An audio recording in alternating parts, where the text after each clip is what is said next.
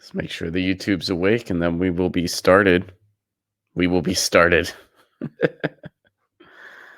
Oh, I just said that out loud. This is what happens when I'm still amidst my coffee. All right, I think the YouTube's awake. All right, what's up, everybody? Good morning, good afternoon, good evening, whatever it is that's going on where you're at. I hope it's good. I hope you are staying safe. I hope you are staying well. I hope you are staying home. It is April the 13th, Monday, April 13th, in the quarantined year of our Lord, 2020. Hope you had a good weekend. Hope you enjoyed the world. I hope you dug the world some. I caught up with some friends and family, which was nice. Had a pretty cool weekend. Made some ravioli. That was awesome. Yeah, things are good. And I hope you're well. And there's a lot going on in the world, and we're going to get to it. So the corporate media has broken their silence on Tara Reade. This includes the New York Times and the Washington Post. They have broke their silence on Tara Reade. Tara Reade, of course, is the person who has come out with an accusation against Joe Biden of sexual assault. And it was first, she first broke her story on Katie Halper's podcast, and later on The Rising with Crystal Ball and Seagar. And we've covered this on the show before, and I've been pretty upfront about, I believe her. I think Tara Reade is telling the truth. I believe her. But nevertheless, it was ignored by the corporate media, and now finally, the corporate media is giving it a little bit of coverage, and here's what's going on so far. Let's start here.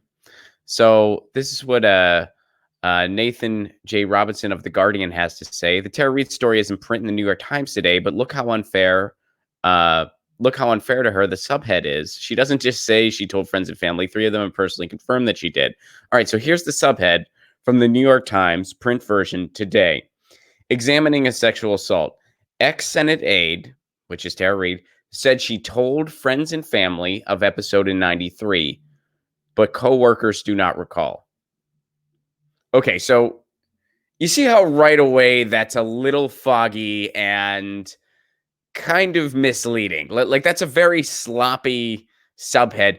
So she told friends and family. What did the friends and family say, you ask? Coworkers don't recall. Those are 2 different groups of people. So right away, like she wants you to skim that and be like, well, like she's saying she told people, but nobody recalls it. No. She's saying she told friends and family. Coworkers don't recall. Usually when you say she said she told friends and family, you would say something like, but they deny her story, or they corroborate her story, or they do not recall, or and they recall, or something like that. But instead, they just go to coworkers don't recall. What about random passerbyers? What do they think? What about just pick another group of people in her life? Tara Reade was allegedly sexually assaulted by Joe Biden. She told her friends and family at the time of the incident, but her book club doesn't recall. Okay, well, but that's what about her friends and family that you just okay. So anyway, that's the subhead. You see how that's just a little confusing. Now, so let's go to the article itself, shall we? Let's check this out. All right, so let me go ahead and pull the article up here. I got to do it via a different window. Okay, all right. So check this out. Keep in mind that subhead, coworkers do not recall. Okay, the former aide, Tara Reade, this is from the New York Times, who briefly worked as a staff assistant in Mr. Biden's Senate office, told the New York Times that in 1993, Mr. Biden pinned her to a wall in the Senate building, reached under her clothing and penetrated her with his fingers. A friend said that Miss Reade told her the details of the allegation at the time. Another friend and a brother of Miss Reade's said she told them over the years about a traumatic sexual incident involving Joe Biden, Mr. Biden. Spokeswoman for Mr. Biden said the allegation was false. In an interview, several people who worked in the Senate office with Miss Reade said that they did not recall any talk of such incident or similar behavior by Mr. Biden toward her or any women. So in their own article, the people who Tara Reade claims that she told corroborate her story. They're like, yeah, she told us about this. But in the subheading, they don't put that. They don't put like, oh, and people confirmed her story. Friends and family confirmed the story. Friends and family, including her brother, confirmed that she, in fact, did tell them that. Instead, they just say, well, coworkers don't know anything. So right away, they're using their subheading to kind of deflect from what they actually found in their investigation. Now, there's a couple other interesting things at play here. And let's see. We're gonna go to a couple things here. First, we're gonna take a look at this article from the week. And let's go back over here and take that out. And then we have to go back over here.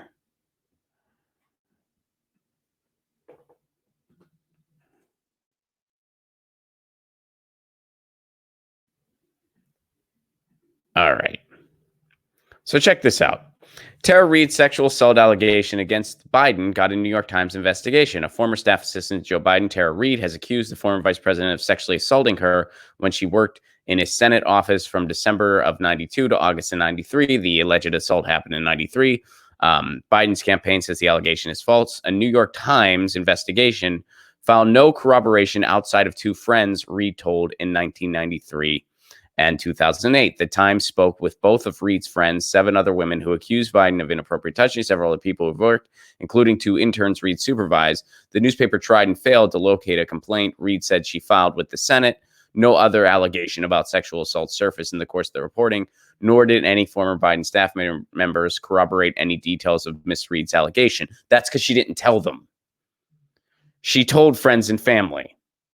So here, and we can revisit this. We've talked about this on the show in the past, but here's what Tara Reade is claiming happened. Tara Reade says when she took Biden a gym bag one afternoon in 1993, again, it was a situation so that it was just the two of them. He pushed her against the wall, kissed her neck, reached under her skirt, and penetrated her with his fingers, stopping only when she reacted negatively. She says she told her brother and mother about the incident at the time. Her mother is dead, and her brother, who has publicly confirmed part of her account, did not speak with the Times. So something that they leave out here in the article is that after she pulled away and responded negatively, Biden said, what? Come on, I thought you liked me, or something like that. She still reacted negatively, wanted to get out of there. And he said, you mean nothing to me. You're nothing, or something along those lines. They don't put that part in this retelling of the story, but that's part of it too. She told that story on The Hills Rising. She told that story on Katie Halper's podcast. I watched the interview with Crystal Ball in its entirety. I listened to the podcast with Katie Halper in its entirety, and I believe her. Doesn't mean it's true or not true, but I believe her. Okay, so they're saying that she has the right to be heard. So according to this article, she told her mother and brother at the time. Her mother's dead, and her brother has corroborated her story. So far, everybody who she has told has corroborated it, has said, yes, she told us that. Yes, she told us that happened. The friends that she allegedly told and her brother that she allegedly told, they all confirmed this. But none of the articles point that out. Instead, they focus on the fact that, well, none of the coworkers were saying anything. None of the other aides. And now they also mention the interns that Reade supervised. Well, let's go to this. Lucy. Let's go to this. Katie Halper points this out, staying on the theme of the interns that Tara Reade supervised. Lucy's really excited this morning. I'm not sure why. But here's a refresher from Katie Halper. Tara Reade accused Joe Biden of sexual assault and harassment. Biden has not denied it. His campaign has. But it's been confirmed that Reade was abruptly demoted. The campaign has not said why. Neither the New York Times nor the Washington Post asked Biden why. So here she clarifies. To be clear, 2 interns, that's what that article in the Week referenced, 2 interns confirmed that Reade was abruptly relieved of some of her duties. Both WAPO and the New York Times asked the Biden campaign for comment, and somehow neither asked why she was demoted. Or if they did, they didn't print why. So she was also randomly demoted, and no reason was given. So here's something else that has occurred since the publication of this article from the New York Times. And Washington Post put out something similar. This is from Democracy Now! This is a headline from a few moments ago. New York Times reports on Tara Reade's Joe Biden sexual assault allegation, but retracts mention of prior sexual misconduct. Okay, Tara Reade, who has accused Joe Biden of sexually assaulting her when she worked in his Senate office in 1993, has filed a report with the Washington, D.C. police. Although the statute of limitations has expired, Reade said she filed the report for safety reasons. Over the weekend, the New York Times published a piece in which several witnesses corroborate elements of Reade's account. So once again, the people who she said she told all corroborate her story. New York Times intentionally left that out of the subheading. Okay, the Times came under fire for then deleting a sentence in the article, which was also tweeted out detailing previous accusations against Biden. The New York Times originally wrote, "We found no pattern of sexual misconduct by Biden beyond hugs, kisses, and touching that women previously said made them uncomfortable." We found no pattern of sexual misconduct by Biden beyond, well, the patterns of misconduct we found by Biden. Not as bad as what Tara Reade's accusing him of. But yeah, there was other stuff. What a sentence. What a sentence. Let's read it again. We found no pattern of sexual misconduct by Biden beyond these patterns of sexual misconduct that we found. But beyond those, we didn't find anything else. Like eventually it's like, well, besides this, and this, and this, we found all this, but we didn't find anything else. We found no evidence that the Green River killer actually murdered anybody, except for all the people that he murdered that we found out about. But other than those people, we didn't find anything else. So we just found those people. That was it, though. We found no pattern of sexual misconduct by Biden beyond hugs, kisses, and touching that women previously said made them uncomfortable. This was published in the New York Times. This sentence was published in the New York Times. This could be a monologue joke on a comedy late night show. That's how desperate they are to try to cover up for Joe Biden. Which, you know what? And we're going to get into another article that really breaks down the New York Times article. But it is one thing to come at something from the critical lens of due process. That's what the media is supposed to do. That's what news and information is supposed to do. There's an accusation, there's a claim. Okay, let's investigate it through an objective lens and try to find the truth. But what the New York Times is doing is not an objective lens. You can objectively say that Tara Reade claimed that she told these people, and all the people who we could ask, that they couldn't ask her mom, she's no longer with us, but all the people that we could talk to corroborated that. That's an objective truth. She made this claim. It has been corroborated by the people she said she told. That's an objective truth. Now, the coworkers, they don't have any recollection. That's also an objective truth. It's also an objective truth that, hey, Biden has had other misconduct issues. He's had other issues with this. Not, we found no pattern of sexual misconduct by Biden beyond hugs, kisses, and touching that women previously said made them uncomfortable. Okay, so first of all, women in this sentence is plural. Hugs, kisses, touching that made them uncomfortable. That's misconduct, is it not? It wasn't warranted. It wasn't wanted. It was uninvited. That's misconduct, right?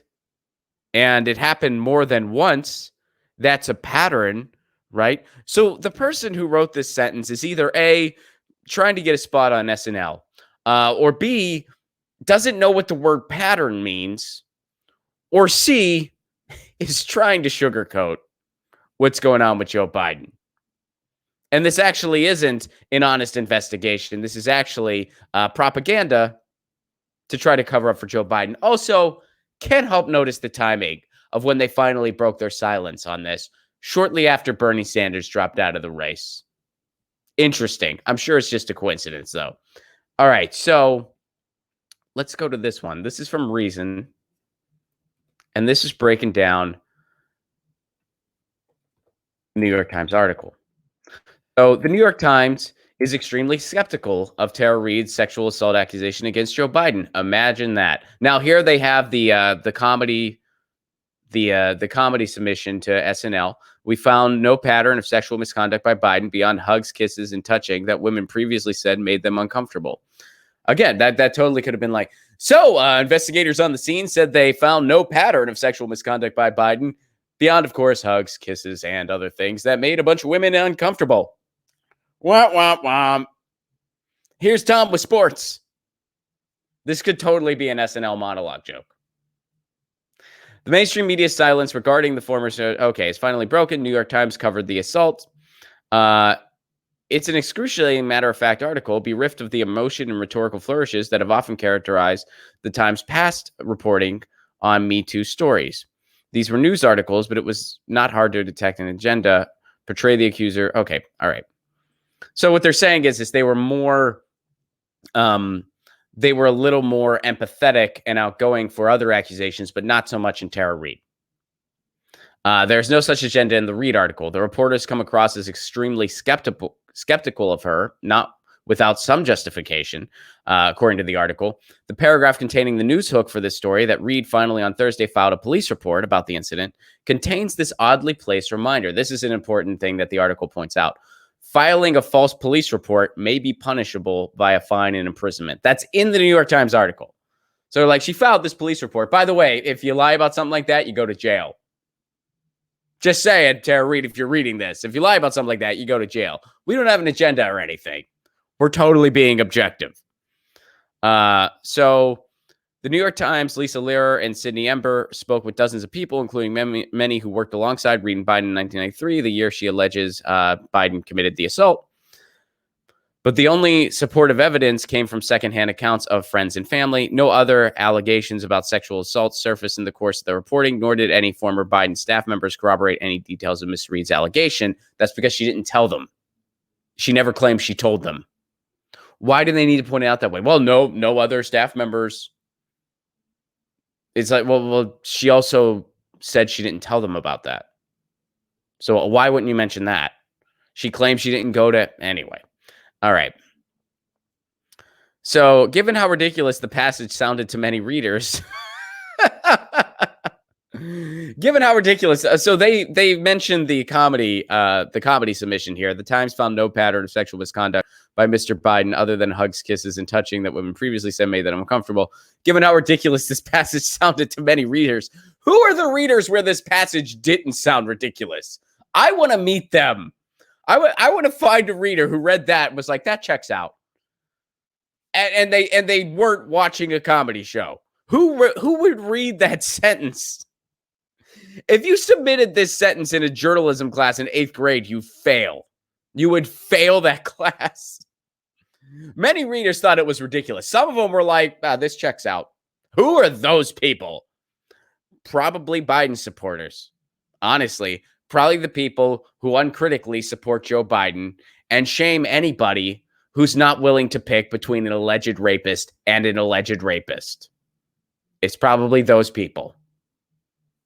All right, anyway, I love that sentence. Given how ridiculous, editors swiftly removed without acknowledgement everything after Biden.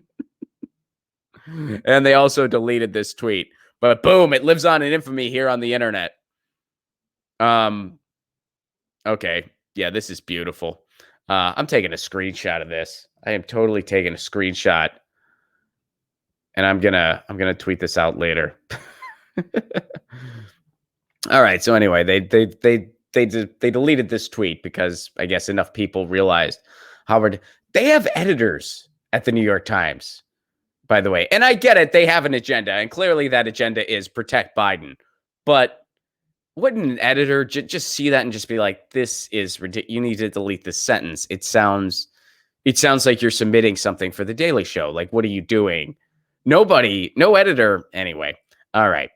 While the Times' dismissal of the existence of a pattern has attracted most of the derision, an earlier point is more obviously flawed. As current affairs editor Nathan Robbins pointed out, it is false to say that none of Biden's staff corroborated any part of her allegation. Reade has alleged that after she complained about sexual harassment, Biden's people punished her by taking away most of her duties, which included supervising the interns. Katie Helper points that out. No one asked, or the New York Times did not ask the Biden campaign. The Washington Post did not ask the Biden campaign why all that went down. Why was she relieved of these duties? They didn't bother asking that. The New York Times story did confirm that two former interns that Reade abruptly stopped supervising them in April. Now, as the article points out, this does not prove that Reade is telling the truth. We don't know. We don't know yet. I believe her. But of course, I got to be fair and say we don't know for sure. We don't know beyond the shadow of a doubt. And I at least acknowledge my own biases. I'm a comedian on YouTube who's saying, look, I believe her. I watched the interview, I listened to it, and I believe her. I think she's telling the truth. That's just my perception. I'm just one guy. But the New York Times can't even say, like, well, we really want to cover for Joe Biden here. We really want to paint this in the positive for Joe Biden because we thrive on access and we thrive on maintaining the status quo, which Joe Biden would do in a way that we like because we're the New York Times. And we have no problem lying when it fits our agenda. That's why we lied about the Iraq war. That's why.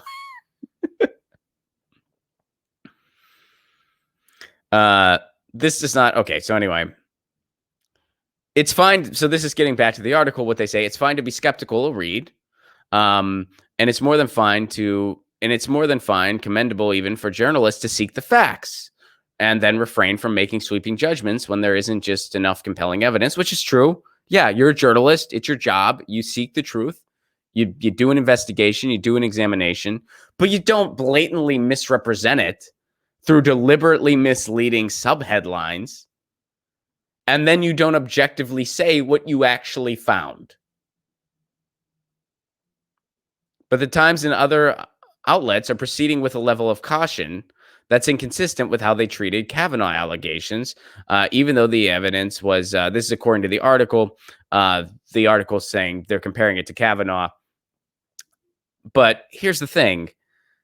It's not caution that they're pursuing at the New York Times. It's deliberate trying to sugarcoat what's going on with Joe Biden. I mean, it's deliberate. When you see a sentence like that get through completely uncritically, such a ridiculous sentence, like, well, they found no other patterns except for a bunch of patterns that they found. She told friends and family, but the coworkers, they don't recall anything. The people that she didn't say she told, they don't recall anything. She was relieved of these duties. We're not going to ask why. Why would we ask why? What journalist worth the salt would be investigating something like this? And you know that the people who she said she told corroborate her story. And you know that she was all of a sudden removed from a bunch of duties, including supervising two interns. And you know that there have been other patterns of unwanted kissing, unwanted hugging, all these other things that made women uncomfortable. They've all spoken out against Joe Biden. He himself has acknowledged, I need to be more mindful of people's personal space, or whatever, BS apology he gave. We all remember when that happened. And you wouldn't ask, why was she relieved of these duties? And you would have the gall to say, there's been no pattern here. We noticed no pattern except for the pattern that we're going to publish and say that we noticed because it's the truth. But we're going to start by saying we've noticed no pattern. And we're hoping you don't read past that point. This isn't caution. This is a deliberate sugarcoating, misleading an audience on purpose, hoping they don't read past that subheadline. Hoping they just see, oh, no one recalls this. She's making this claim, but no one recalls it. And it happened in 1993. Why didn't she speak up, huh? Why didn't she speak up? Because, victims of sexual assault, they always speak up because they always feel like they're in a safe space to do so. Look at how she's been smeared. Look at how she's been smeared in shame. And then ask again, why didn't she speak up sooner? Because she was scared to. She talks about that. She talks about how she was scared to. And that's beyond common, which is very sad. I mean, when I was reading these articles, I thought about, I think pretty much everybody watching this or listening to this, you either are yourself or somebody who has been a victim of sexual assault. I know people who have been victims of sexual assault. And in my experience, none of them ever came forward because they were scared to and they were traumatized. Because we don't. And I think that's really what, movements like Me Too are all about, trying to make a society. Well, first of all, trying to make a society where there are less victims, obviously, but also, trying to create a society where victims feel like they can come forward. So New York Times, they broke their silence conveniently right after Bernie Sanders drops out. And man, why would you not ask? Why would you not ask? I mean, there's so many glaring, just either these are inept journalists to the nth degree, or there's some deliberation here that they're trying to sugarcoat it for Joe Biden, that they have an agenda, and this is not objective reporting, which it isn't.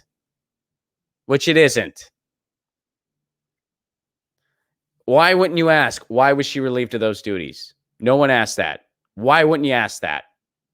Why wouldn't you say, oh, and by the way, the people who she said told about it, they corroborate it. Why would you instead then coworkers don't recall anything? Such a deliberately misleading subheadline on purpose. Why would you not do either of those two things? And then why would you print a sentence? We found no other pattern of sexual misconduct except for the pattern that we found. There's enough red flags here to lead a high school marching band whose school colors are red and white. Yet the New York Times didn't look into any of them. All right, there's the corporate media knocking it out of the park for you again. They always do great. All right, so we know that the Postal Service is going through some rough times with everything that's going on. And here's something that's happening. This is from Common Dreams.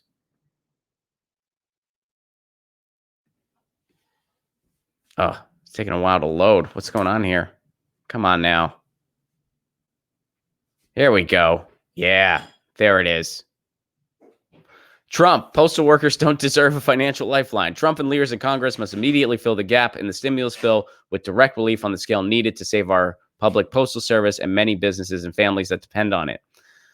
The financially strapped United States Postal Service wound up with crumbs in the $2.2 trillion stimulus deal, despite playing a vital role in our nation's public health and economic stability at the time of the crisis. Yeah, you know how a lot of people are getting those stimulus checks via the mail? They're getting them via the mail.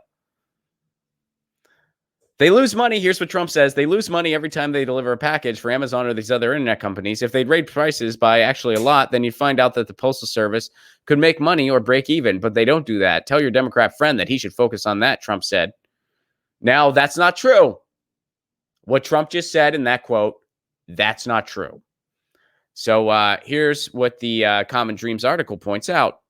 For years now, Trump has repeated the lie that the United States Postal Service loses money through its contracts with Amazon and other private corporations to handle the last legs of their deliveries. A task force Trump himself commissioned in 2018 contradicted that argument. In its most recent quarterly statement, the United States Postal Service reported a 2.3% increase in revenue from parcel delivery and increased revenue per package.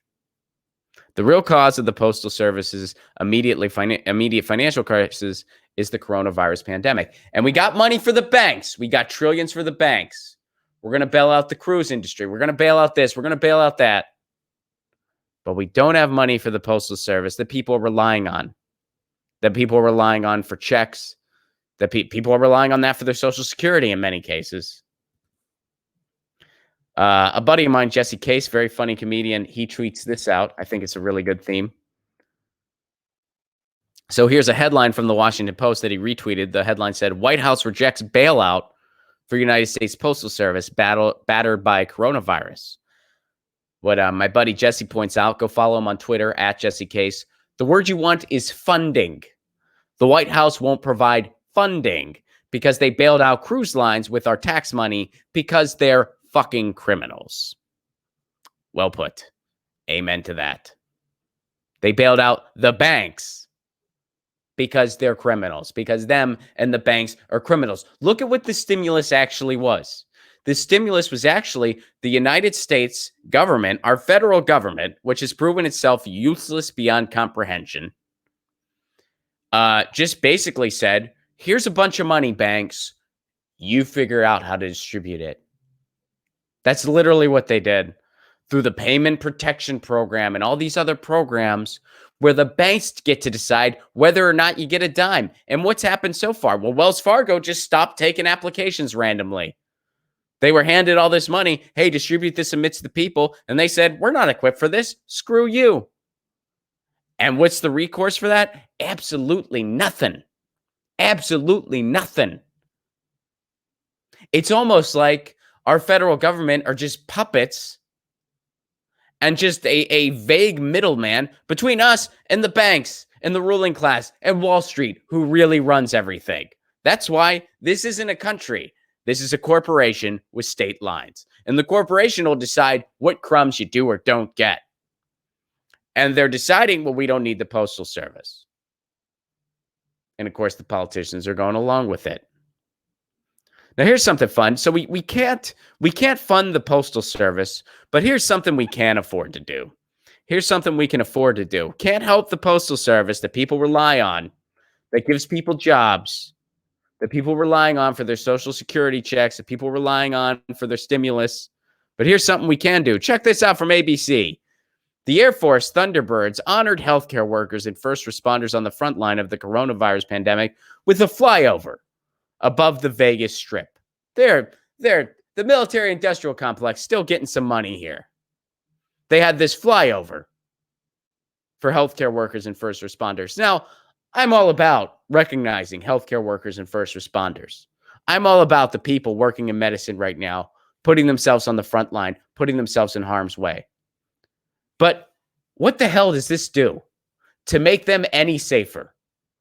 Does this, how many masks could have been purchased with what this flyover costs? How many, I have a lot of friends who are doctors and nurses. Well, not a lot, but I have, some friends and family who, work in the medical field. And one of my friends who's a nurse who I knew back when I lived in Nashville, and I saw on her Instagram, one of the things that they're doing to support them in their community is there's a different organization.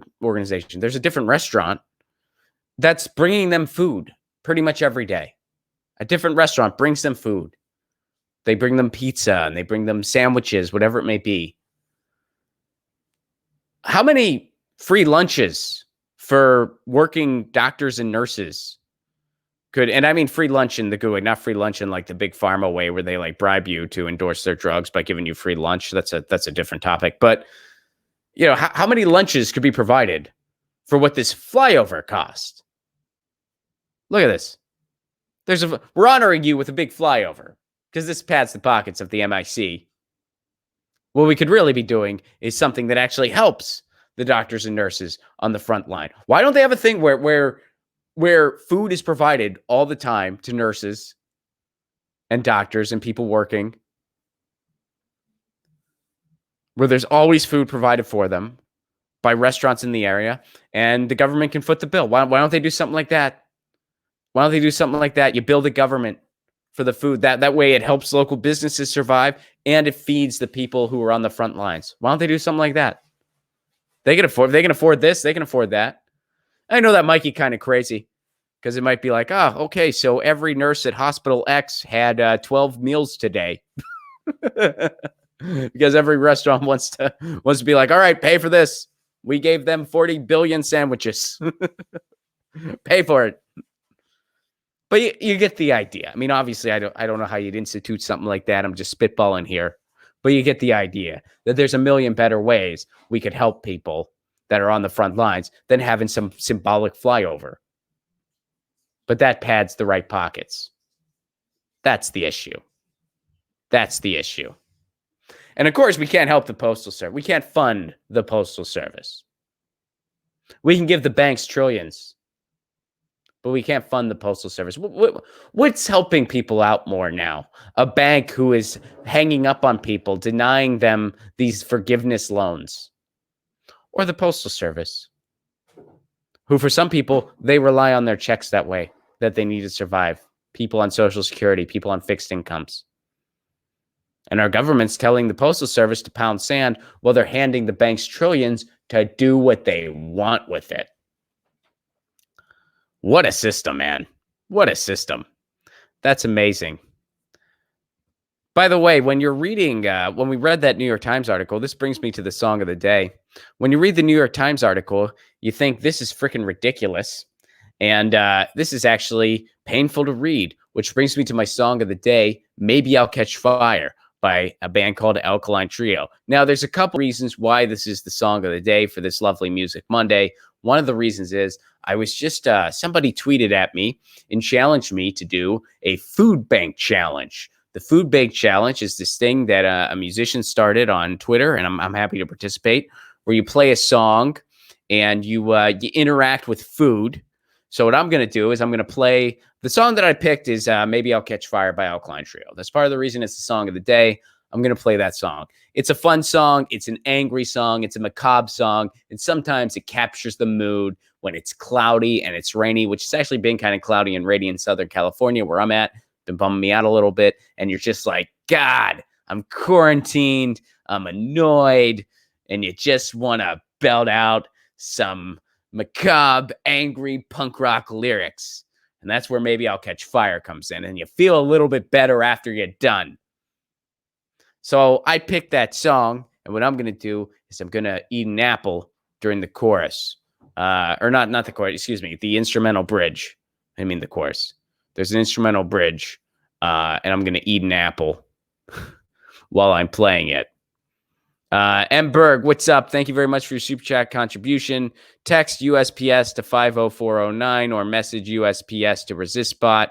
I don't know what that is, but I recommend people, if you want to look into that to find out what that is exactly, and what you can do. All right. So there you go. So, guys, thank you very much for being here. I hope you are. I hope you're having a good day. And I hope you are going to have a good week and you're going to do something exciting and fun. Emberg, thank you very much for your super chat contribution. And I'll be back tomorrow because, this is what we got.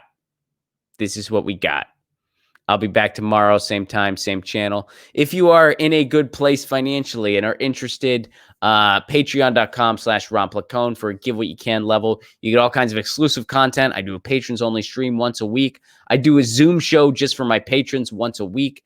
I post other fun videos and audio there. There's a bunch of podcasts. There's a bunch of writing. That's all for a give what you can level. Give you a bunch of fun stuff to go through for the quarantine.